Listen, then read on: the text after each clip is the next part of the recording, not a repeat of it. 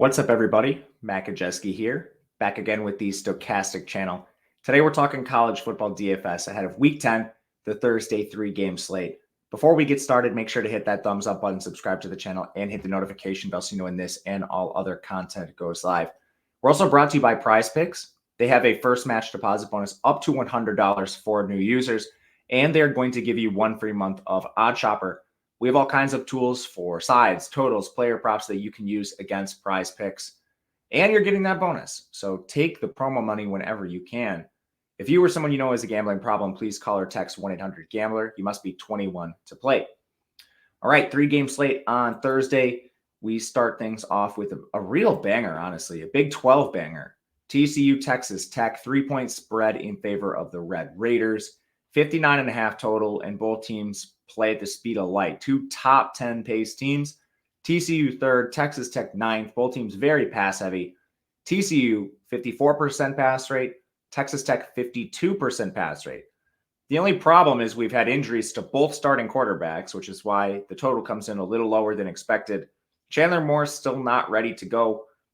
We moved to Josh Hoover, and this is about as big of a downgrade as you can imagine. Hoover, man, we just saw this team get absolutely blown out with him under center. The efficiency is poor. Really tough to look at his stats because of the limited playing time.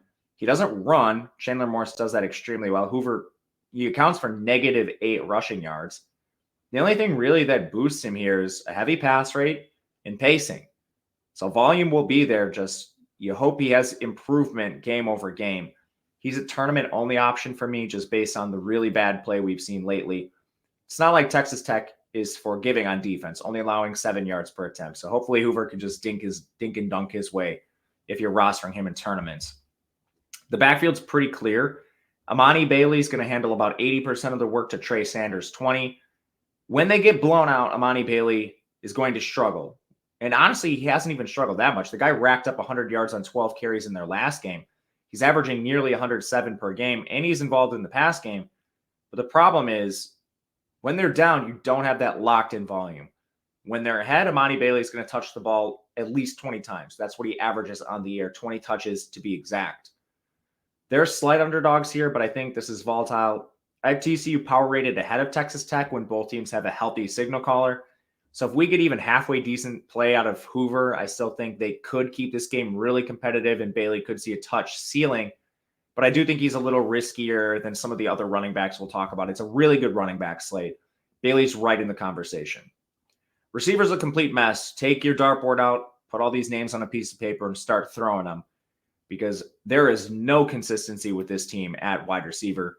I'm going to bring you to the routes. Just fair warning, these are not consistent game over game. I think if you were ranking somebody number one, it's probably J.P. Richardson. His route rate is 41%. Savion Williams, he's probably a 2. Route rate has dropped from 62% to 41%. Tight end Jared Wiley, he was second on the team in routes last game, 54%. Jalen Robinson, 52. Dylan Wright, 46. Warren Thompson, 61, led the team. However, the week prior, he was at 37, so you can see no consistency. Chase Curtis, their tight end 2, 32% up to 39%. Wild jump in routes. And the problem is it's not just these guys. You have Major Everhart, 15%. JoJo Earl, 15%. Jordan Bailey, 17%. Jack Beck didn't play last game. If he returns, this is even more muddled. I mean, this is tournament only. I'm just going to rank them in terms of like who's been targeted the most. JP, Savion, Wiley, Robinson, Wright in that order. Thompson next. None of them are good price-adjusted plays. Not one is going to project well. With Hoover, I'm probably forcing a stack, but yeah, these lineups are not going to project well just based on the nasty rotations. You're hoping for an injury or some sort of consolidation of opportunity, which hasn't been shown yet. Texas Tech, Baron Morton returns, which is solid for them because Jake Strong was horrific in his place. Baron Morton has decent mobility. He does take some sacks, so you could finish with negative yards or you could finish with like 40 rushing. He's like a gamer, sort of like, I don't know, a Baker Mayfield type under center. But none of the Texas Tech quarterbacks have good stats on paper when you look at them per game because they keep exiting games with injury. If you were to consolidate all this opportunity into one player, it would look pretty good. With the air raid offense, there's actually a pretty decent chance one of these guys I mean, any of them, depending on who starts game in, game out, hits a 300-yard bonus. It's just tonight it's going to be Baron Morton. So at 6,500, this is a pretty good price-adjusted opportunity share for the quarterback against the TCU defense, which has been up and down against the pass, got gashed by Colorado, stood up in some spots. But Baron Morton will have opportunity similar to Hoover, and he's just almost $2K cheaper. So I'll save the salary with Morton. Speaking to the good backs on the slate, Taj Brooks is averaging 22.5 touches per game. Here are Taj Brooks' touch counts over the last 4 games: 22, 32, 21, and 33. The guy's averaging 112 rush yards per game, another 9 as a receiver, which has increased of late. Taj Brooks, just a stone awesome play on this slate.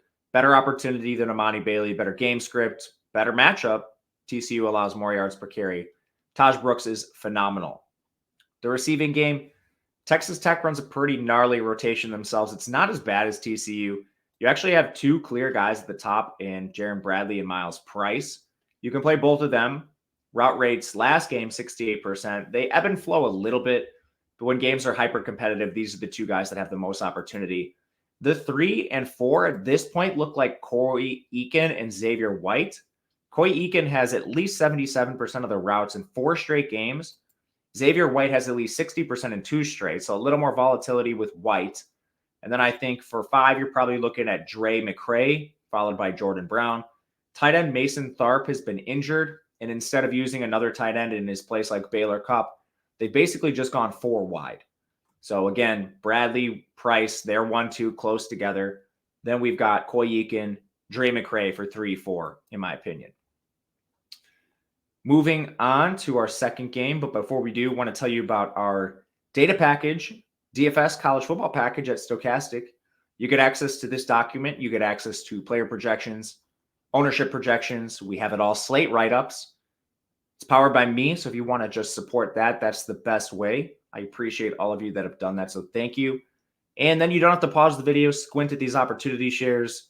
You can actually look for yourself and dive in, which I find really useful, especially on weekday slates when we have action and teams we don't normally get to. But let's move on. The link for that is in the video description below if you want it.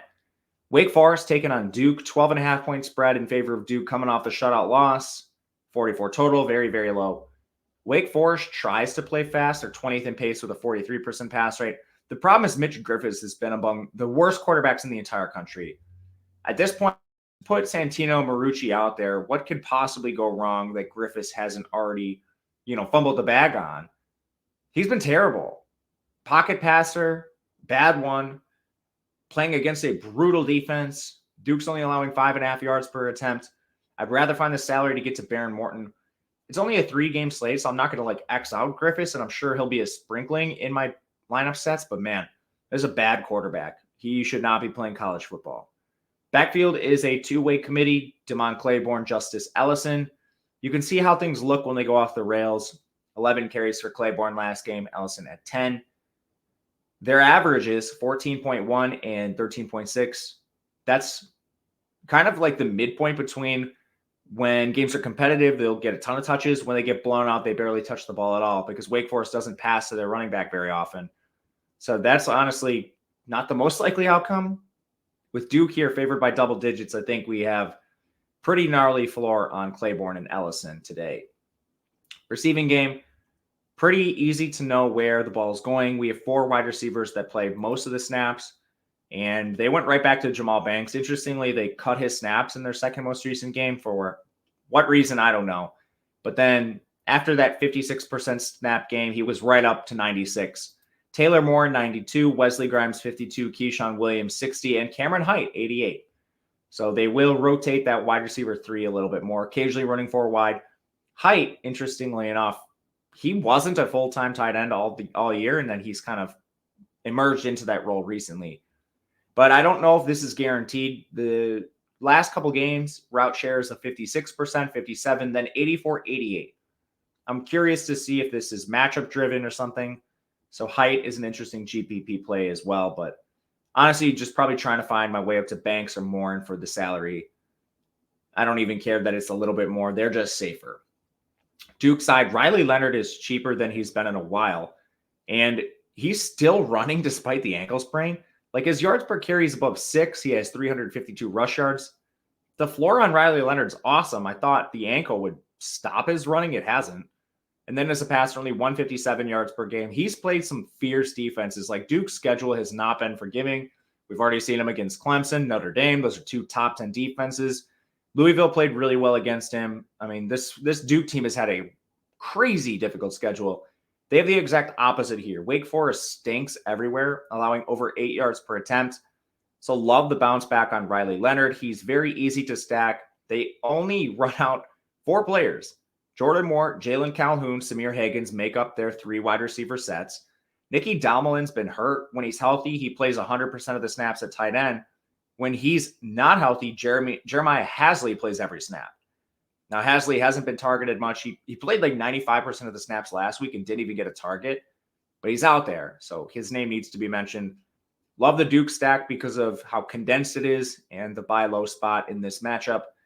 The backfield's basically a two-way committee. Jalen Coleman had 4 carries, second most recent game, then a ghost again last week. That means Jordan Waters and Jaquez Moore. They're the 2 you need to know.